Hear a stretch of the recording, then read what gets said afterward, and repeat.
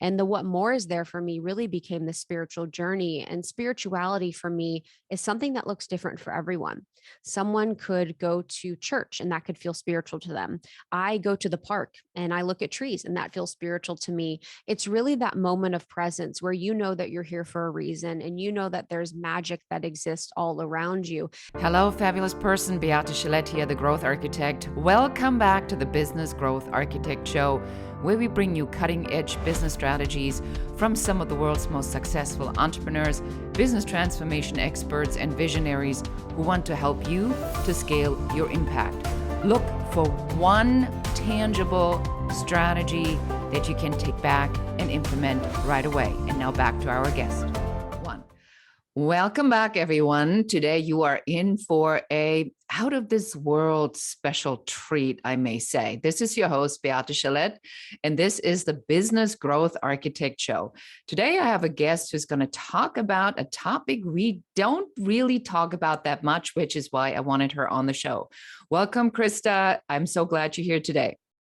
Thank you so much. Because of our conversation before, I'm just all ready and warm to dig in. So I'm so grateful to be here. Excellent. So please, will you tell our audience who you are and what makes you so unique and interesting?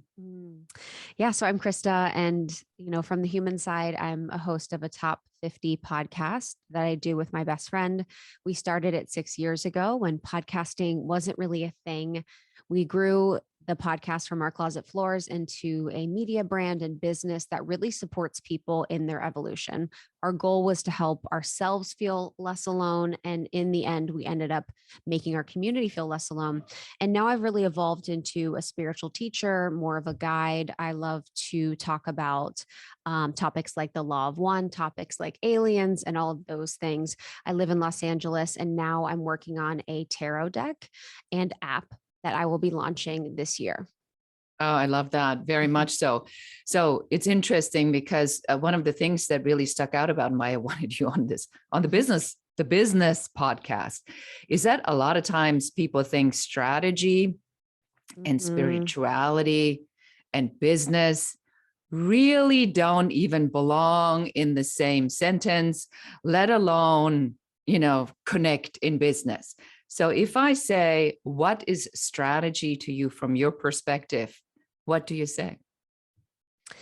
Yeah. So strategy for me is really intention and action. And I actually love this question. And I really love this topic because I'm someone that grew up in the corporate world. Actually, I was in the corporate world in consulting and digital marketing for 8 years before I was able to start the podcast. And that was so important to my spiritual journey because I was able to learn so much about the business world, about myself, about what I liked, about what I didn't like.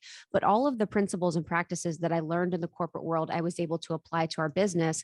And they've been instrumental in growing our mission, growing our reach, growing our brand, growing our imprint on the world. And without all the strategy that I was able to learn, without all the intention and then the action we were able to take as a business, we wouldn't be able to support people in their spiritual evolution at all. So strategy has been incredibly important in my life. And I feel like it kind of gets the rep almost like sales. When you think about sales, you're like, oh, sales. And strategy is almost like, oh, strategy. Like, how could something so formless, how could the spirit, which is so mystical and infinite and beautiful, be distilled down to something that becomes more human in the strategy sense? But that's really where the magic lies. And that's really where we've been able to grow as much as we've grown, because there's a lot of podcasts out there. There's a lot of podcasts with women out there, especially two best friends.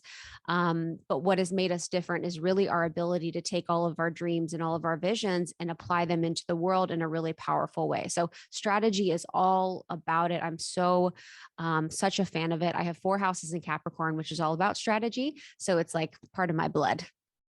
I love that. And I want to dive into this a little bit deeper because I think that, in our show and in my work as the growth architect, I do a lot about mindset work.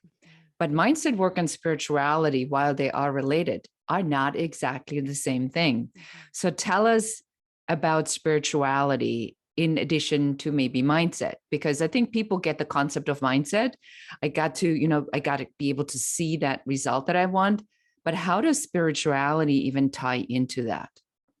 Yeah, I think that's a powerful question. And I can even look back at my own journey with spirituality and even mindset work to see an example of the journey because I came into mindset work originally. I started to rewire my brain, and it was really more personal growth and self development focused. I was someone that when I was in the corporate world, I had such bad anxiety and depression that I knew I really needed to work on my mindset if I wanted to heal. So I started to read books like The Secret, anything related to law of attraction, anything related to subconscious reprogramming and rewiring, so that I could really support myself in becoming a more positive, happy, productive, kind person. And as I started that journey and really worked to rewire my brain and become more positive, productive, happy, and healthy, I realized that with all this extra energy, with this clarity that I had, with this renewed sense of purpose in my life, I could turn that, you know, to God. I could turn that to spirit. I could turn that to spirituality. And it went from mindset work to health and nutrition. And then it's just part of the natural evolution where you continue to seek. And that's what I think most people are. We're all seekers. We all want to live happy lives. We all want to live healthy lives. Well, as I sort of checked every box off where I felt like my mindset was good, I felt like my health was good, I felt like I was seeing results from all the work I was putting in, both internally and externally, then it just became like, what more is there? And the what more is there for me really became the spiritual journey. And spirituality for me is something that looks different for everyone. Someone could go to church and that could feel spiritual to them. I go to the park and I look at trees and that feels spiritual to me. It's really that moment of presence where you know that you're here for a reason and you know that there's magic that exists all around you. And it could be really structured, it could be really strategic with a morning routine, with prayer, with ritual, or it could be really free flowing and it could be really playful and fun. So spirituality is different for everyone, but I do believe that mindset work is really, really important for your spiritual practice because that's what really clears our mind of all the debris that we walk around with all day, which is the limiting beliefs, the negative self-talk, the ego, the things that really keep us separate from the capital S self, from an internal family systems perspective, or that keeps us separate from spirituality and the divine. Yeah, that's a lot. That's a lot to unpack. So Mhm. let me take some pointers here and make sure our audience understand this. I think spirituality a lot of times is we have this vision of somebody in a long, flowy dress, hippie-like, chanting, running around, sort of being removed from the real life, Mhm. living in a altered reality of some sort. But hearing you, spirituality is actually a rooting mechanism almost, right? Is something that helps us to plant ourselves firmly in the ground. I remember I was on a hike, and very much like you, I like the outdoors to help me to get grounded. And one of the things is when you go on a hike, there comes a point where you get to the top and everything becomes very small Mhm. below you.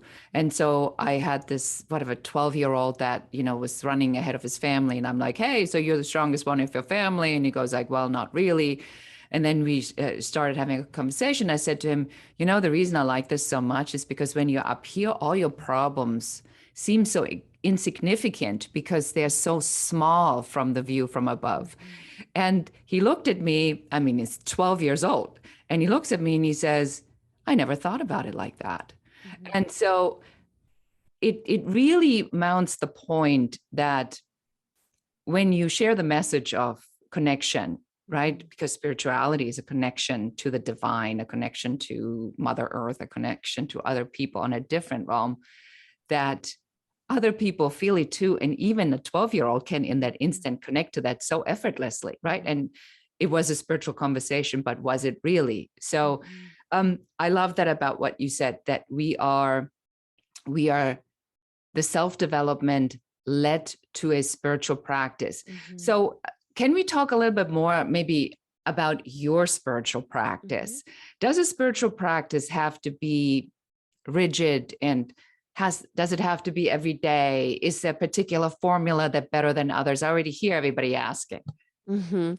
Yeah, it's interesting because I kind of see both sides. So at this point in my life, I believe that, how we do the work is the work. So if I am waking up at 5 and I'm miserable and I'm unhappy and I'm making myself meditate, and drink green juice and go to yoga and do all these things, then that's not going to lead me any closer to happiness, to wholeness, because the entire time I'm unhappy. If I'm living in the present moment, I want to be enjoying myself. I want to be embodied. I want to feel good. So if I'm not enjoying it the entire way there, that definitely is not the way. But I do believe, at the beginning of my journey, when I really had to get serious about what I wanted out of life and finding a purpose, I needed to create a structure. And that meant for me that I wasn't going to drink, that I was going to go to yoga, 3 times a week, that I was going to walk, that I was going to be mindful about what I was eating. And that structure really afforded me the clarity to make change in my life. So I do believe that by creating a structure or a set of goals for yourself to achieve or to follow a path on, that can be really, really helpful. But we can't make that dogma. You can't make it something where you're like, I have to wear the long flowy dress, like you said, to be spiritual. I have to look like this. I have to be like this. I have to pray this way. I have to experience, my life in this way. It should be really flexible, but you should be really fierce about what you want out of your life.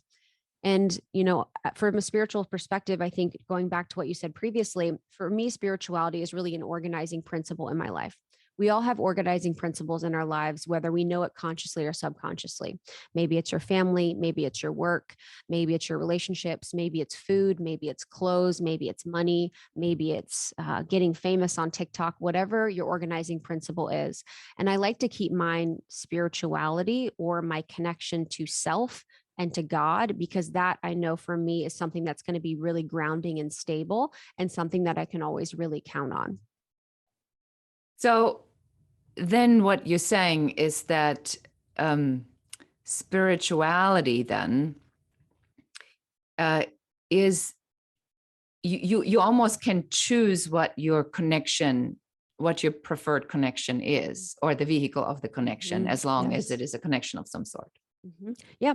Yeah. Because, if I was to say it had to be a certain way, then that's dogma. And to me, spirituality is outside of dogma. It's outside of religion. It's outside of someone else's perception of how I'm going to get to God or how I'm going to communicate with God. So everyone's is going to look different. There could be a farmer in Montana who lives with his sheep on the farm, and he's probably living a super spiritual life because he's living close to nature, in line with what his authentic truth is. He might be living in ritual, rather than someone else that could be very religious, might not be as connected to the divine, even if they're doing all the dogmatic practices. Yes, and I think that's really important to understand, is that when we think spirituality, obviously we're looking at the Dalai Lama and we look at some of the great spiritual masters of this world. That I don't think is achievable for most people unless you really dedicate your life's work to that. And it's, that becomes then a daily 24/7 practice. I think that spirituality for us in the context of the Business Growth Architect show is to raise awareness around that when you are in business and you are an entrepreneur and you are seeking to make an impact, which is what we do, we help visionaries and leaders to make an impact, that the aspect of spirituality is an important aspect to bring in. Because if money is your God, that's the famous Princess Leia quote, right? If money is all you want, money shall be all you have. And money in itself doesn't make happy. And there's enough examples where people have enough money, but they don't, they look pretty Yes. miserable to me. So having said all of that, what's a favorite spiritual strategy you can share with our audience, if I can even ask the question that way? Yes, I will tell you. I think what you were saying, I just want to kind of go back to what you were saying before I answer that. I want to answer that as well, but I just want to hit home for your audience, like the importance of spirituality in your business. And I know for myself that nothing really was successful or withstanding, or nothing really made me happy or whole in business or in my career until I found and married it with spirituality. And it doesn't have to be like God. It doesn't have to be spirituality. It means that I'm honoring myself and my unique gifts, and I'm living in purpose, and I'm really expressing to the world, like, my unique expression. I'm creating in a way that feels really good for me. And spirituality could just be you feel really good. And that could be you and your business feel really good about the work that you're doing. And if you feel good about the work that you're doing, you're going to be able to do it for a long time. You're going to be able to create a life that you love. You're going to be able to make really good money. And I think I didn't know that it was possible to live a life that was aligned and make really good money and be myself until I found this path that I'm on. And spirituality has been a really powerful guide for that. And for all your listeners that are entrepreneurs, that are creatives, that are people that are, building their own lives around things that they love, it is really important that you are doing the mindset work, doing the limiting belief work, because in my experience as an entrepreneur, every single thing that's reflected back to me in my business is happening internally. So if I believe that I can't grow the podcast isn't going to grow. If I believe that I'm not worthy of large partnerships, we're not going to get large partnerships. So we all know that it's so much internal work as business leaders. And for me, that is also spirituality. And so to answer your question, you said, what is the strategy for spirituality, right? Yes. Perfect. Yeah. So the strategy for spirituality, I think, is really getting quiet. I think that's the most important thing, especially as business owners. We are all super busy. We're all probably personal growth focused. We all really want the most out of our lives. And I think to first really connect in with yourself and your soul and whatever connection, you want to have with the divine, it starts with really, really getting quiet. So from that quiet place, you will be able to create a strategy or plan for you that feels really good. Maybe that's nature. Maybe that's connecting with your kids more. Maybe that's eating really nourishing foods with no distractions. Maybe that is attending church if that feels good for you. Maybe that's reading your favorite spiritual text, or maybe that's reading your favorite book. It's going to look different for everyone else, but you have to really get quiet and listen to your soul, listen to that part of you that really wants to speak with you, that really wants to lead you on a really fulfilling life, and get clear on what your strategy for spirituality could be. Because I've had a lot of strategies. I've had really rigid strategies for a while. I've had really loose strategies for a while, and I've really just gone with the flow of whatever I was needing at that time, because at certain periods in my life, I really needed softness. I really needed grace, and I really needed more time. I really needed more rest. And there have been other times where I really needed like more fire, and I really needed more inspiration, and I needed more, of that like ass kicking vibe to like get me to create what I needed to create in this world. So you're going to need something that's different for me, that's really unique to you at this period in your life. So by getting quiet, doing a week off of social media, doing no podcasts, no YouTube, no inspirational quotes, no books, you can get clear on what those next best steps are for you. That is such a powerful statement. And again, I want to just take a moment to unpack that. The conception is a misconception that there is one particular model that's your model and will be your model for the rest of your life. So you are saying spirituality is fluid, and that in the quiet, I learn how to adjust because I'm listening to the flow. Now, there's a lot of entrepreneurs, and I'm sure you know who I talk about, who believe that every minute of their day has to be productive. It's actually something that I've noticed more and more and more in a lot of the entrepreneur practices. Okay, you got to get up at 5. You got to do your morning spiritual practice, and you're going to have to do it every single day.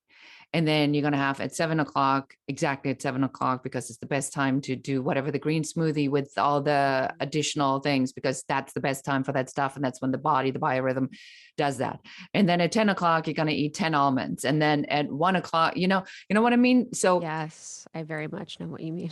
so I sometimes look at how these tools now become prisons. Yes.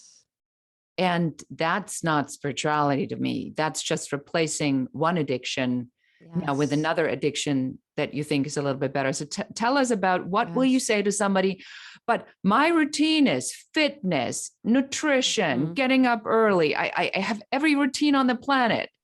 Why is it not working? Yes. I mean, when you were speaking, I was nodding so hard because I can really relate to that. And I think that was me for a really long time. When I was living in Los Angeles, I had moved from New York City to Los Angeles. I was working at a full-time job and we were starting the podcast. So we worked full time at our jobs for 2 years while we built the show until we were able to quit and take it full time. And I remember one weekend I was running from a cryotherapy appointment to um, a sound bath, and then I had to go to get this, cleanse that I was doing, and I was so stressed out. I was so stressed out. I was like, I'm late for this, and I'm running to this, and I still have to get this, and I'm still doing this. And I was sitting outside of one of the appointments that I ended up being late for because of LA traffic and having to do all these things. And I was like, I'm so stressed out with the goal of being not stressed, with the goal of being better and healthier and happier. What am I doing? What am I doing adding all of these things to the list that I don't even really know if they even work for me? I don't even know if it's really even good for me to be doing all of these things. And so that was a really eye-opening moment for me because I just kind of pulled back on doing all the things that I had been doing and adding everything to the list. But I had been someone that was gamifying my day for years. I would get up at 5, I would check my email for 30 minutes, work out for 45. On the way back, I'd check my Instagram DMs, and then I would be doing my email in the car. I'd be on calls during work. And that really helped me succeed with our podcast. I'm really grateful that I pushed myself during that time to do that. But I realized that I was wrecking my body and my adrenals, and I was just running off of adrenaline. So, if we're going to be creating sustainable lives that we love, where we have spaciousness and ease and joy and flow, which I think is all things that people really want from their life, how can we build that into the process of building our lives? There are going to be periods when you're working more than others, but if you are completely living by this schedule and maxing yourself out the entire time, we're not guaranteed the next day. So if the entire time on the process to getting there, you are completely miserable and you're following this routine that you believe is going to get you there, what happens when we get there? Well, we push the goal a little bit further. We push the goalpost further. We move the carrot. And so your entire life, you're really just on this treadmill. And it's interesting because as an entrepreneur who was in the corporate world for so long, I noticed myself falling into the 9 to 5 patterns that I so badly wanted to escape, where I would be like, I'm still working 9 to 5. I'm still working 40 plus hours a week. I'm still doing all these things. And I'm like, but I left that and I'm still falling into these rituals and these routines. And so we can be so hardwired to feel like we have to work 40 plus hours a week, to feel like we have to work 9 to 5 to be productive and all these things. So, how can we take a curious and kind look at our lives and see how we can bring more playfulness and ease into our day, and know that we are safe if we take a day off, if we take an afternoon off, if we, have a lunch without any distractions. So there's all of that. And then, and the foundation of that, just quickly, you have to be doing mindset work like you were talking about if you are going to be living a life of spaciousness and ease, because what was holding me back from living that was fear that I wasn't good enough to have a life of extra time, to have a life of a team that could support my business, to have a life where I wasn't working 3 jobs at a time to get what I deserved. And so we really have to always check in with our mindset. What were our parents doing? What were their beliefs? What is society telling us about our beliefs? And that will help us check in with where we're at so we can make sure we are acting as if we believe the future that we want is possible. So much wisdom. I agree with you.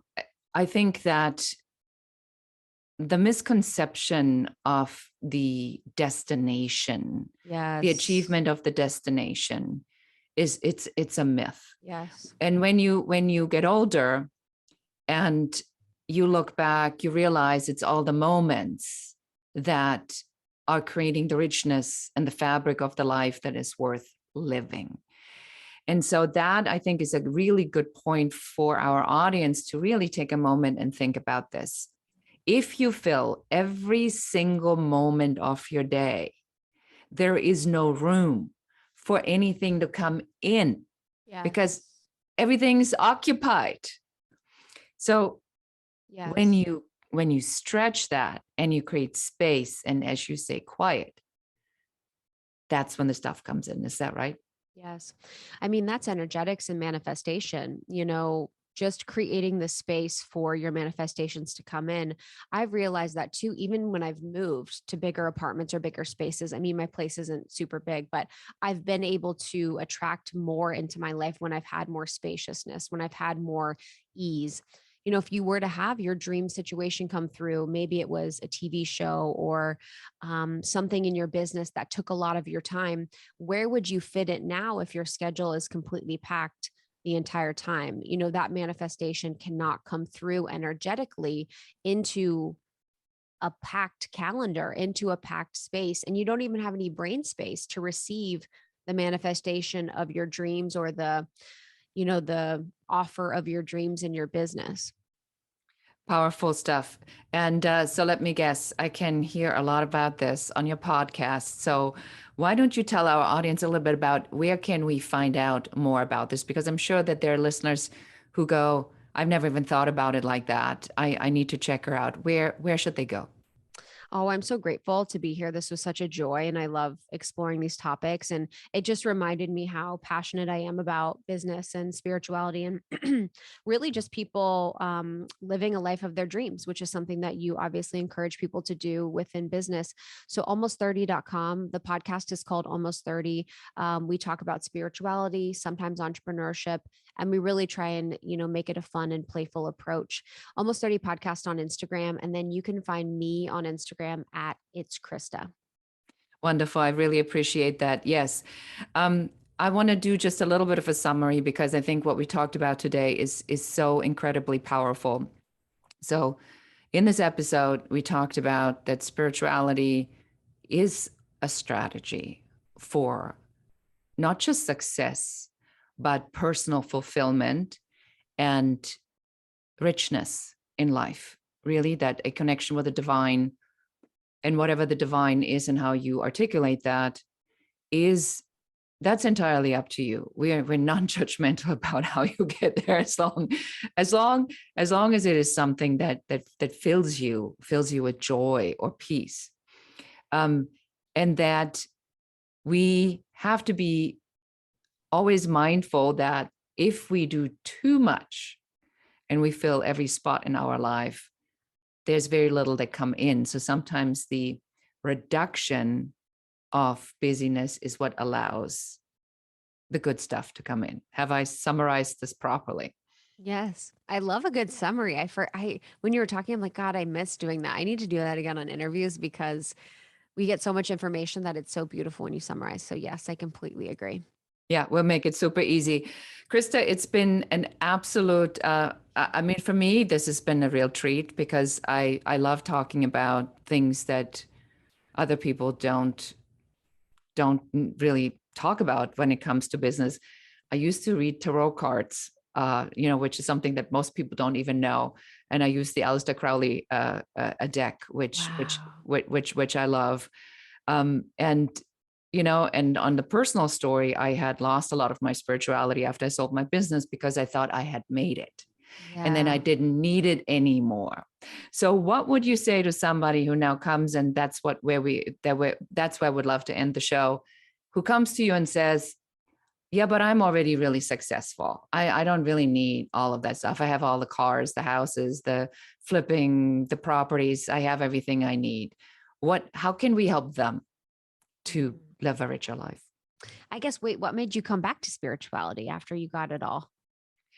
Um, that is the best question ever because I found myself angry Yeah. and I couldn't figure out why. Yes. Yes. You know, you can be of the world, but not in the world. It's like we all know that there's this something about life where we can have everything and we can always feel like there's something missing. And I felt like that when I've been really low, and I felt like that when I've been really high. And I think it's a part of our humanity and our human experience, to really seek and to want more and to want a connection.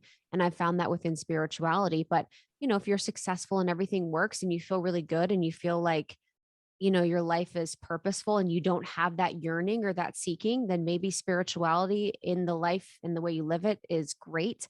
But I always suggest for those people that find themselves angry or find themselves like something's missing, like, they did all the things, but they're still not happy. Spirituality is a great answer for that.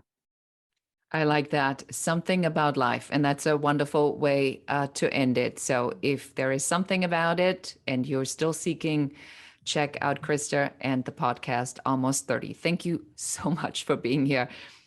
This was really a treat for me. I really appreciate you. And that's it for us today. Thank you so much for listening and watching to our Business Growth Architect show, and stay tuned for more.